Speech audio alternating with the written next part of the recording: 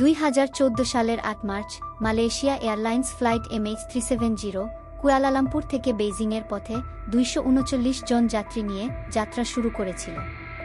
কিন্তু তারপর হঠাৎ সম্পূর্ণ নিখোঁজ হয়ে যায়। রাত 12:41 বিমানটি কুয়ালালামপুর আন্তর্জাতিক বিমানবন্দর থেকে টেক অফ করে এবং সবকিছুই স্বাভাবিক ছিল।